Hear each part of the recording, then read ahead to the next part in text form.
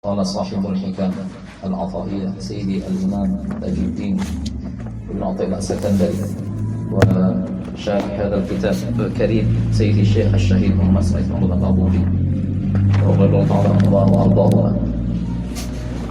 من علامة الاعتماد على العمل نقصان الرجاء عند وجود الزلل. Di antara tanda bersandarnya seseorang dengan atau terhadap amal ibadahnya adalah berkurangnya rasa harap ketika ia jatuh dalam kesalahan. Lebih kurang demikian makna daripada mutiara hikmah pertama kitab ini. Min alamatil i'timadi 'ala al-amal nuqsan ar-raja' 'inda wujud az-zalal.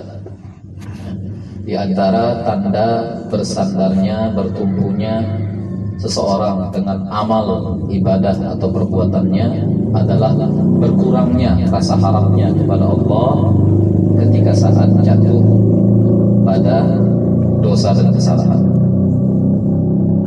Al-i'timad 'ala al-amal huwa fi syari'ati amrun mahmudun am madmumun. Bersandar, bertumpu terhadap amal.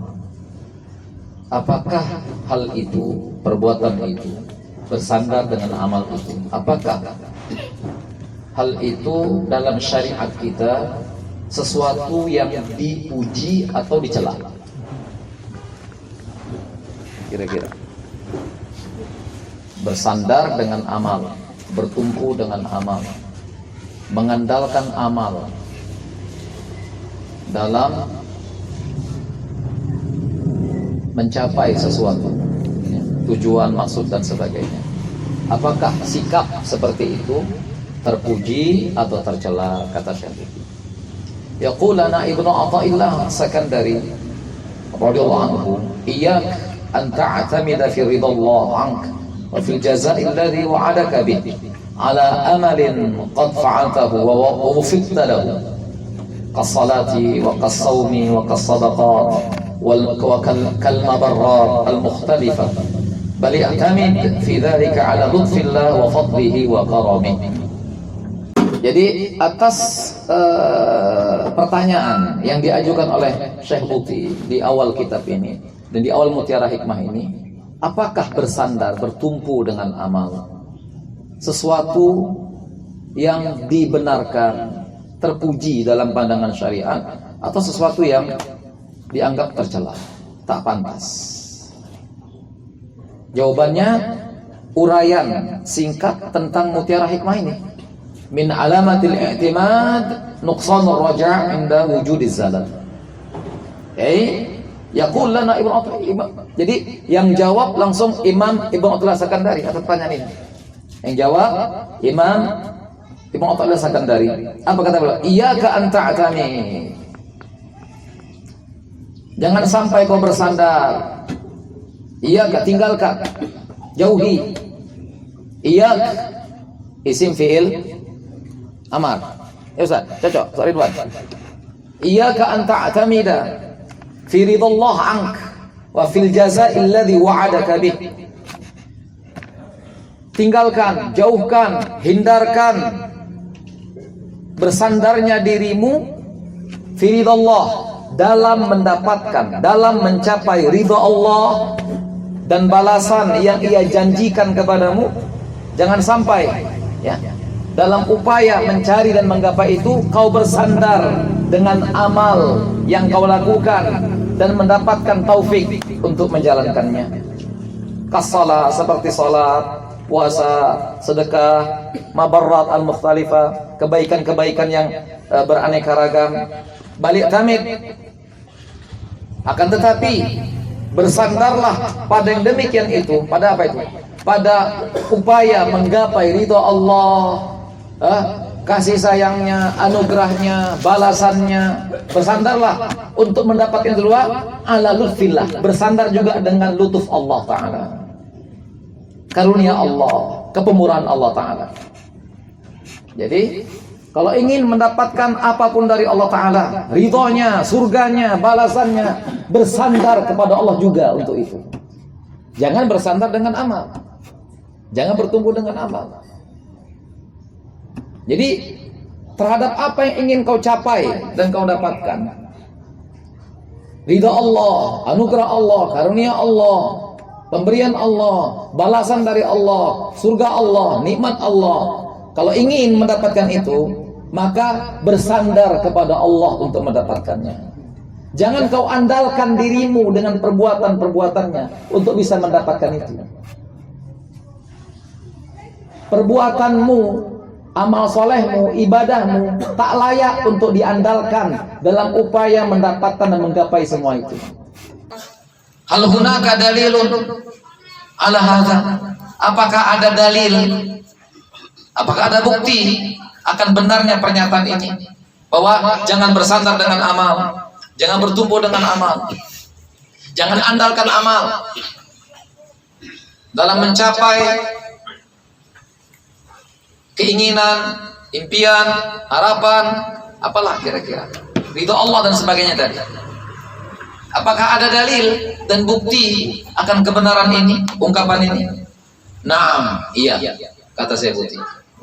Innahu hadithu Rasulillah sallallahu alaihi wasallam alladhi rawahu al-Bukhari wa ghairuhu lan yudkhila ahadakumul jannata amaluhu. Qalu wala anta ya Rasulullah, qal wala ana illa ayataghammadani Allah bi rahmatih.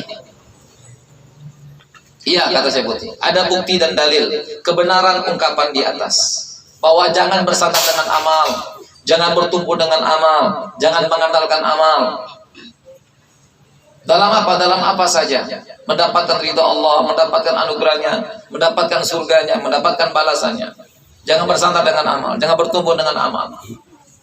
Kenapa? Karena ada dalil, bukti membenarkan itu. Hadis baginda Rasulullah sallallahu alaihi wasallam, riwayat Imam Bukhari dalam sahihnya, dan bahkan ulama lain, Muslim juga meriwayatkannya. Bahkan banyak ulama hadis lain meriwayatkan hadis yang senada dengan ini. Lan yudkhila ahadakumul jannata amaluhu. Tidak siapapun di antara kamu yang amalnya dapat memasukkannya ke dalam surga. Qalu, sahabat komentar, wala anta ya Rasulullah, apakah demikian juga gerangan dengan baginda sendiri? Qal wala ana, aku pun seperti itu. Demikian juga dengan diriku. Illa ayataghammadani Allah bi rahmati, kecuali Allah meliputi diriku dengan rahmatnya. Artinya rahmat Allah lah yang mengantarkanku juga ke dalam surga. Jadi ini dalilnya, bahwa amal tidak bisa sebagai bayaran untuk mendapatkan surga. Jadi kenapa bertumpu sama amal? Kan berarti kan keliru sekali. Ya kan? Kenapa bertumpu sama amal untuk dapat surga? Karena memang amal tidak bisa tidak punya nilai untuk bisa menebus dan mendapatkan surganya Allah Subhanahu wa taala. Lan yadkhila ahadakumul jannata amaluhu. Kan aneh. Luculah ada orang mengandalkan amalnya, merasa dengan tahajudnya dia dapat surga, merasa dengan sujud rukuknya dapat surga, merasa dengan zikir dan Qur'annya dapat surga. Rasul bilang, amal kalian tidak masuk ke dalam surga, bukan amal. Lalu kenapa bersandar sama amal? Kenapa bersandar sama amal? Luculah. Ini kan aneh-aneh. Berarti kan keliru orang yang mengandalkan amalnya dalam upaya mendapatkan apa yang diinginkan, semisal surga Allah. Apalagi lagi lain-lain. Tak pantas. Kita baca dulu. Idzan fal amalu laisa samanan lidukhul jannah. Idzan, jika demikian adanya, fal amal, maka amal laisa samanan lidukhul jannah, bukanlah harga dan nilai untuk masuk ke dalam surga, bukan tiket. Amal bukan nilai dan harga untuk masuk surga. Wa idza kana al-amru kadzalik fal matlubu idza wufiqta li 'ada'i ta'at an tatma'a bi ridallah wa thawabihi amalan minka bi fadlihi wa 'afihi wa karamihi. la ajran ala dzatil amal alladhi wufiqta ilaihi. Ulangi, jika demikian adanya, maka amal perbuatan atau amal ibadah bukanlah harga dan nilai untuk masuk surga. Jika demikian adanya, maka al-matlub yang dituntut dari kita, apa yang dituntut, ya, yang semestinya apabila engkau mendapat taufik untuk melakukan ketaatan kepada Allah Ta'ala, yang dituntut adalah antatma' biridallah. Kau harapkan, ya, inginkan, ya, inginkan ridho Allah dan sawabnya. Itu yang kau inginkan. Inginkanlah ridho Allah dan pahala darinya. Amalan minka sebagai harapan, ya, sebagai harapan darimu pada dirimu, bifadlihi, dengan semata-mata karunia dan kemaafan dan kepemurahannya, bukan pahala, bukan pahala, ya, bukan pahala atas amal perbuatan yang kau lakukan itu. Jadi gini, kalau kita dapat taufik dari Allah untuk bisa taat dan patuh kepadanya, udah, maka jangan harap pahala daripada amal itu. Jangan itunya. Jangan itu menjadi apa namanya? Jangan itu jadi tujuan kita beramal. Tapi hendaklah bagaimana mendapat ketaatan dari Allah untuk bisa taat patuh kepadanya. Harapkanlah ridho Allah wa thawabihi. Harapkan ridho Allah dan pahala darinya. Bukan semata-mata balasannya. Jangan itu. Ya. Jadi al-matlub idza wufiqta li ta'at, jika kau mendapat taufik untuk bisa melakukan ketaatan kepada Allah, al-matlub yang dituntut kepada, ya, yang dituntut dari, yang harus kau lakukan, antatma biridallah wa thawabihi, amalan minka bifadlihi wa afwihi wa karamihi. Tatma biridallah. Jadi yang seharusnya kau ingin dapatkan itu adalah ridho Allah dan pahala darinya. Harapan minka bifadlihi, ya, ya, dengan semata karunia-Nya, kemaafannya dan anugerahnya. Artinya berharap mendapat ridho Allah itu pun bersandar kepada karunia Allah, kemaafan Allah dan kepemurahannya. Jangan yang diharap kalau bisa kita taat, jangan diharap apa namanya balasan-balasan yang Allah sebutkan tentang amalnya. Jangan itu. Jangan seperti itu. Misalkan salat duha, balasannya murah rezeki misalkan. Jangan ketika kita lakukan salat itu dengan izin Allah, dengan taufiknya, lalu itu yang kita harapkan dengan salat itu. Jangan. Harapkan ridho Allah dari itu dan balasan yang ia janjikan, ya, yang mana untuk mengharapkan ridhonya itu pun kita bersandar dengan karunia-Nya juga, kemaafannya juga dan kepemurahannya juga. Apa gini? Apa bisa kita mendapat ridho Allah kalau bukan dengan izinnya sendiri, dengan kepemurahan dan kemaafannya, begitu, ya kan? Tidakkah semua amal kita ini sebenarnya lebih layak dimaafin daripada diganjari? Coba, mana lebih pas lagi? Untuk amal kita semua nih lah, lebih pas ini, dibalas atau dimaafin atau diganjari?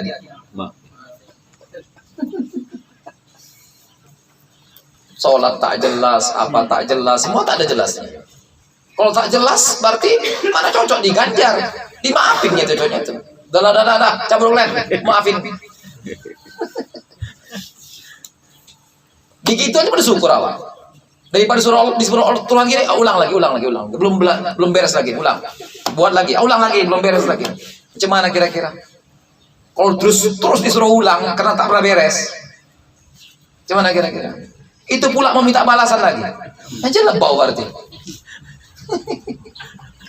Jadi amal semua kita nih lebih pantas untuk mendapat kemaafan dari Allah daripada mendapat balasannya.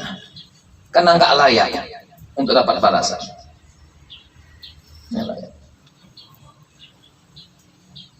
Bisa lu terus terang, saya pribadi, saya terus terang 2 rakaat saja saya pernah khusyuk dari takbir sampai salam.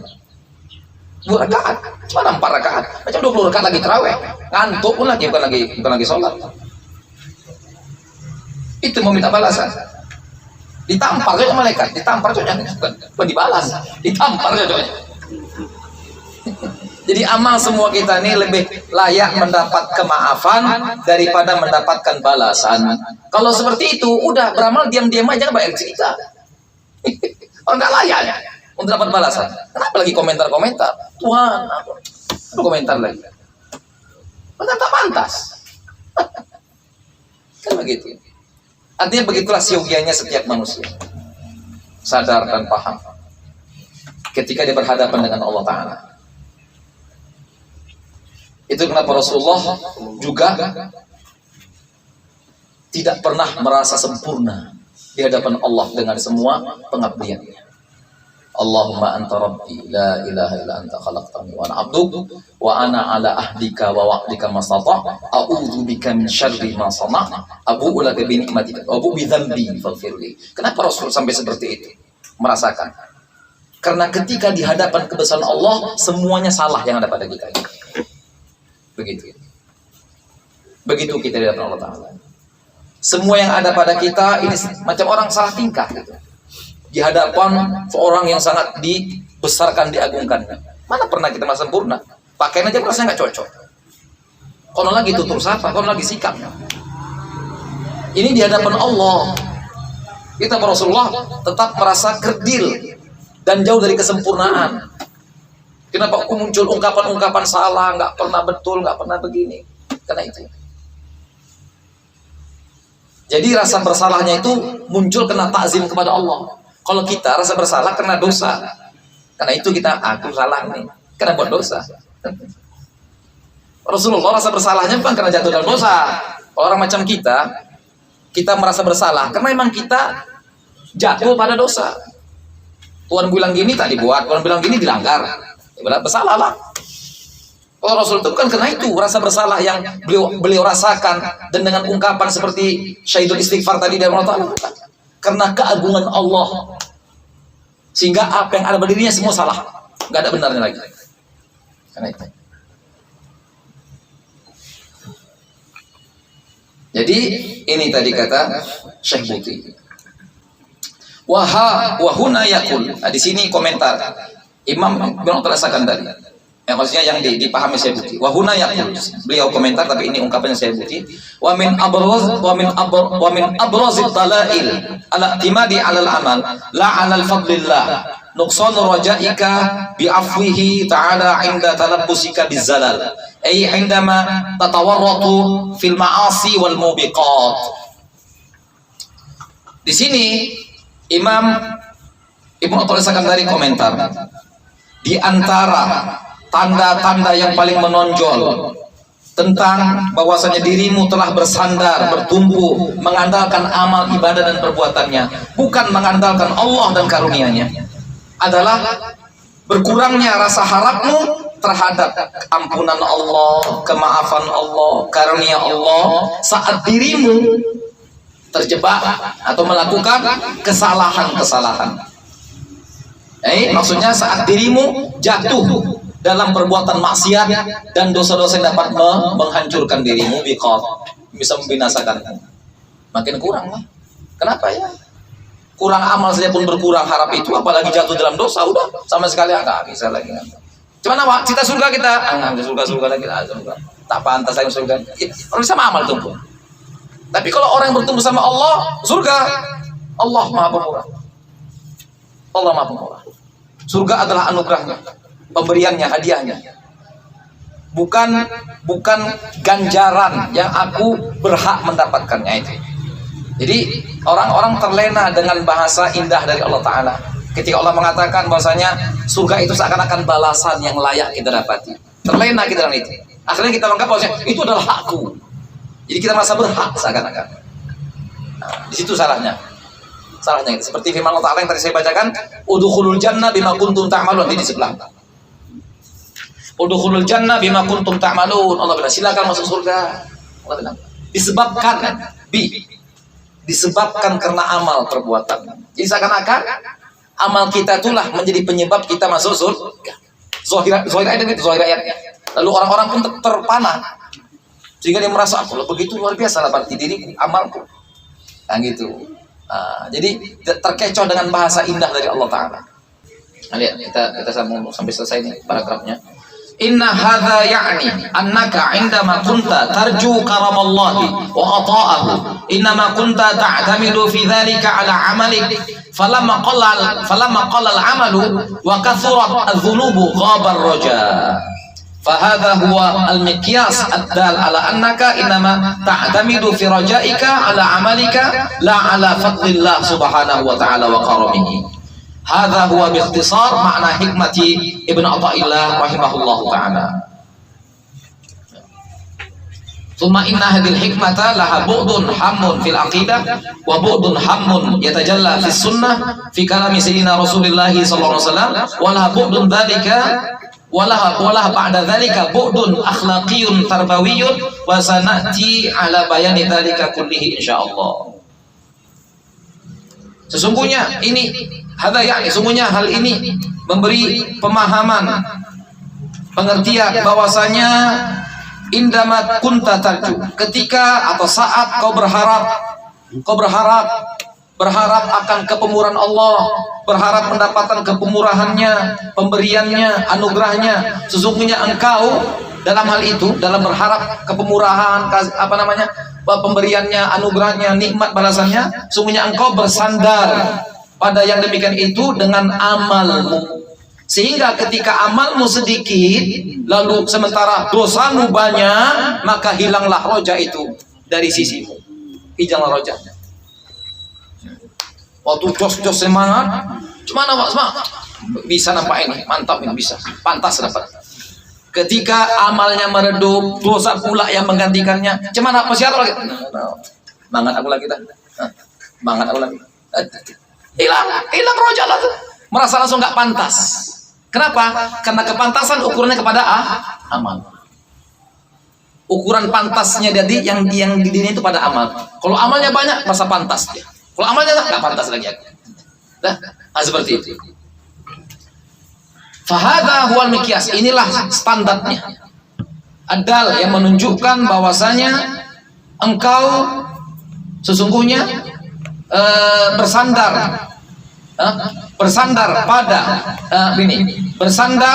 dalam mendapat dalam rojakmu, dalam harapmu itu bersandar kepada amal, bukan kepada karunia Allah dan kepemurahannya. Lihat. Jadi ta'tamid fi rajaik, jadi kau bersandar pada harap dan pada harap dan keinginanmu itu bersandar dengan amalmu, bukan bersandar dengan kepemurahan Allah dan anugerahnya. Inilah secara singkat maksud daripada hikmah, itu rasakan dari ini kata beliau. Kemudian hikmah ini juga punya dimensi yang penting dalam hal akidah. Sebagaimana juga ada dimensi yang penting yang terlihat jelas pada sunnah Nabi, ya.